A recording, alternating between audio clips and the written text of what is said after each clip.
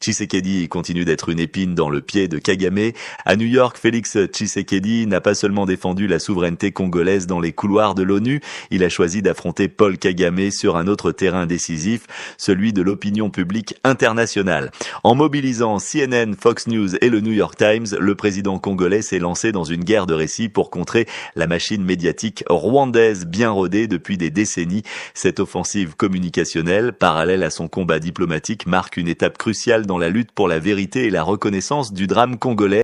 Bonjour, bonsoir chers auditeurs et chers téléspectateurs. Installez-vous confortablement car ce soir, aujourd'hui ou cette nuit, nous allons plonger ensemble dans une analyse dense, profonde et sans concession au croisement de la diplomatie, de la communication et de la géopolitique. Notre point de départ est New York, théâtre d'un face-à-face inédit. Félix Tshisekedi face à la presse américaine et internationale, une rencontre qui dépasse le simple exercice de communication pour devenir une véritable bataille politique et symbolique. Depuis plus de 2 décennies, Paul Kagame a construit, avec l'aide de réseaux occidentaux, d'ONG complaisantes et de think tanks influents, une image quasi immaculée de son régime. L'homme a été présenté comme l'artisan de la stabilité post-génocide rwandais, le champion de la modernisation économique en Afrique, le stratège respecté des opérations de maintien de la paix. Des couvertures de magazines prestigieux comme Time ou The Economist l'ont dépeint comme un modèle africain de leadership. Dans le même temps, les crimes commis par son armée et ses alliés en République démocratique du Congo, documentés pourtant par des rapports accablants des Nations Unies, étaient minimisés, relativisés ou tout simplement ignorés. Kagame a compris tôt l'importance de contrôler le récit, de séduire les médias et de verrouiller la perception internationale. C'est dans ce contexte que Félix Tshisekedi choisit d'ouvrir un nouveau front, celui de la communication mondiale. En marge de la 80e Assemblée générale des Nations Unies, il multiplie les rencontres avec les journalistes les plus influents des États-Unis. À bâton rompu, il répond à Fox News, à CNN, au New York Times, sans langue de bois, exposant la réalité de l'agression rwandaise et déconstruisant méthodiquement les narratifs qui jusqu'ici avaient permis à Kigali de se présenter en victime ou en médiateur impartial. Cette démarche est révolutionnaire dans la pratique congolaise car pendant trop longtemps, les dirigeants de Kinshasa se sont contentés de plaider leur cause dans les cercles diplomatiques fermés, négligeant le pouvoir immense des médias dans la formation de l'opinion publique internationale. Pourquoi ce changement de stratégie? Parce que Tshisekedi a compris que les batailles contemporaines se gagnent aussi dans l'arène symbolique. L'opinion internationale, façonnée par les grands médias, influence directement les décisions politiques à Washington, à Bruxelles, à Paris ou à Londres. Si le Rwanda a pu bénéficier de complicité diplomatique malgré ses crimes, c'est parce qu'il avait su tisser un récit où il apparaissait comme le garant de la stabilité régionale. En renversant cette narration, Tshisekedi cherche à rendre coûteux, politiquement et moralement, le soutien aveugle à Kagame. Lors de ces échanges, le président congolais insiste sur plusieurs points fondamentaux. D'abord, il met en accusation directe l'AFCM 23, présentée comme la marionnette militaire de Kigali. Les massacres de civils, les déplacements massifs de population, les pillages de ressources, tout cela, affirme-t-il, n'est pas le fruit d'une guerre interne, mais bien d'une agression planifiée par un État voisin. Ensuite, il réaffirme sa confiance dans le processus de Doha sous pilotage américain, tout en dénonçant les manœuvres rwandaises pour saboter ce cadre. Enfin, il relance son plaidoyer pour la reconnaissance du génocide congolais, un terme fort, explosif même, qui bouscule les équilibres diplomatiques, mais traduit l'ampleur des souffrances infligées aux populations de l'Est de la RDC. Cette triple démarche, dénonciation des agresseurs, réaffirmation du processus de paix et appel à la reconnaissance du génocide, correspond à une stratégie cohérente de communication, exposer la vérité, gagner la sympathie des opinions et mettre les grandes puissances face à leurs responsabilités. Car Tshisekedi ne s'adresse pas seulement aux journalistes présents à New York. En apparaissant sur Fox News ou CNN, il parle directement à des millions de citoyens américains. Or, dans un système démocratique, l'opinion publique a un poids déterminant. Elle peut influencer les choix d'une administration, peser sur le Congrès et forcer un changement d'approche stratégique. Cette offensive médiatique est aussi une manière de contrebalancer la machine rwandaise. Kigali a depuis longtemps investi dans le lobbying international. Des agences de relations relations publiques, souvent basées à Londres ou à Washington, ont été grassement payés pour redorer l'image du régime. Des think tanks réputés ont publié des études mettant en avant les prétendus succès économiques du Rwanda, occultant soigneusement les réalités de la terreur intérieure et des interventions militaires extérieures.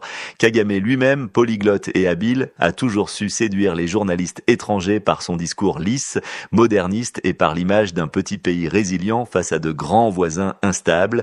Tshisekedi, en prenant directement la parole dans ces mêmes arènes, brise ce monopole narratif. Mais il ne s'agit pas seulement d'une lutte de communication, c'est une véritable guerre de récits. Kagame veut continuer à imposer l'idée que le Rwanda est un modèle, une puissance stabilisatrice et que la RDC est un État faible, ingouvernable qui exporte ses crises. Tshisekedi veut renverser cette perception, montrer que le Congo est victime, que son peuple est agressé et que la stabilité régionale ne sera possible que lorsque Kigali cessera son double jeu. C'est un affrontement idéologique et moral où chaque mot compte, où chaque article publié peut changer la donne, où chaque interview peut faire basculer une opinion. Il faut replacer cette bataille dans une perspective historique. Depuis la première guerre du Congo en 1996, puis la deuxième en 1998, le Rwanda a toujours justifié ses incursions en RDC par la nécessité de se défendre contre les rebelles Hutus réfugiés à l'Est. Ce discours a été largement repris par les chancelleries occidentales qui voyaient en Kagame un allié fiable dans la lutte contre le terrorisme et pour la stabilité.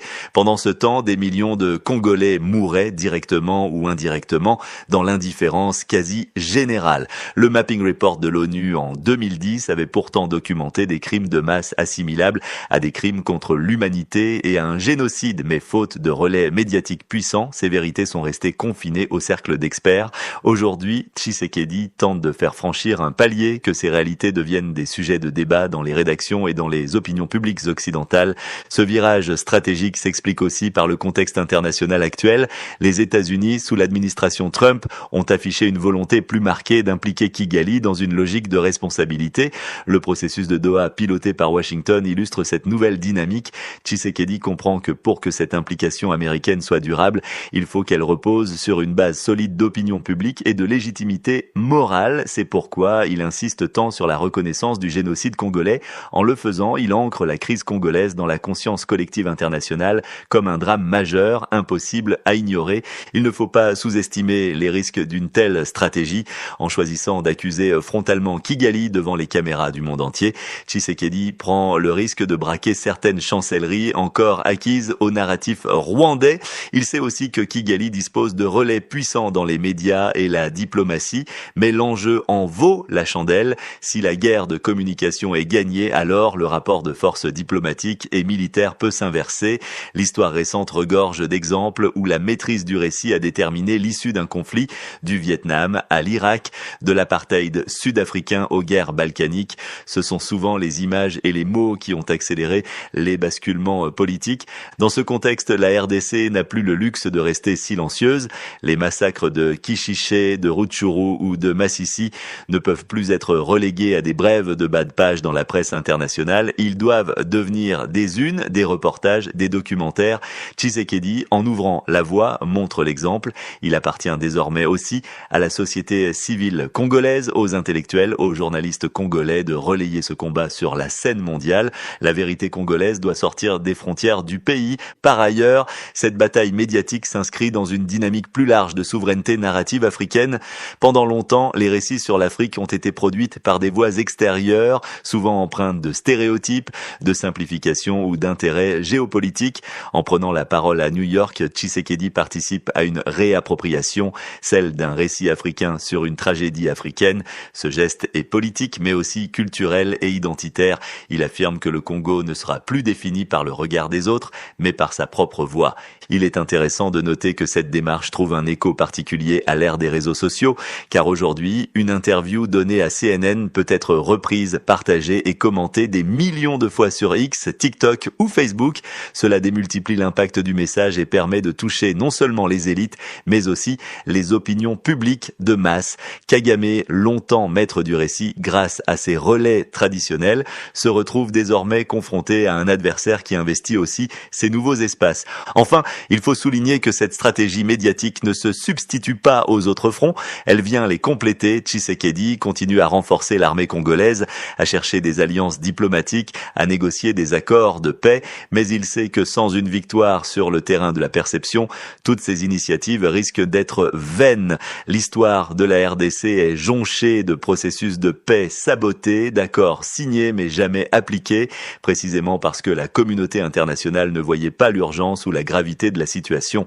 En mobilisant les médias, Tshisekedi espère créer un sentiment d'urgence, forcer l'agenda et empêcher que le Congo soit encore une fois relégué à la périphérie des préoccupations mondiales. Chers auditeurs, chers téléspectateurs, ce que nous vivons est donc bien plus qu'un épisode diplomatique ou médiatique isolé. C'est une étape cruciale dans la longue lutte pour la dignité et la survie du peuple congolais.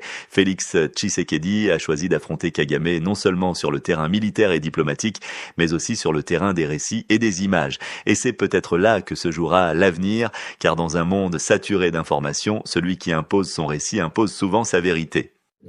Encore des rendus et de capturés en provenance du M23. Chaque jour qui passe, l'état-major de la 3e zone de défense reçoit des rendus et des capturés qui proviennent de rangs du M23 dans les provinces du Sud Kivu et celles du Nord Kivu. Le récent groupe qui vient de nous parvenir est composé de 30 rendus et 15 capturés qui sont pris en charge par les forces armées de la République démocratique du Congo qui sont respectueuses des règles d'engagement, des comportements et des droits humains. Ces vagues de défections dans le rang du M23 sont le résultat du mauvais traitement tant au front que dans le centre de formation de Rumangabo et de Nyangezi, d'où ils viennent de s'échapper après leur formation. Ne pouvant plus supporter ce traitement inhumain et dégradant, le Randi lance un message à ceux qui sont encore sous les jougs du M23. Mie nilikuwa kwa M23, ilikuwa kitu moya haikuweza kutufurahisha na shie, bali tukamata kutubeba kupenda yabo, si peke hatukupenda. Lakini tunafika kule tunakutana mateso njo mateso, fimbo njo fimbo, chakula hakuna chakula, mavazi hakuna mavazi, tukabakia saa vile manyama za pori.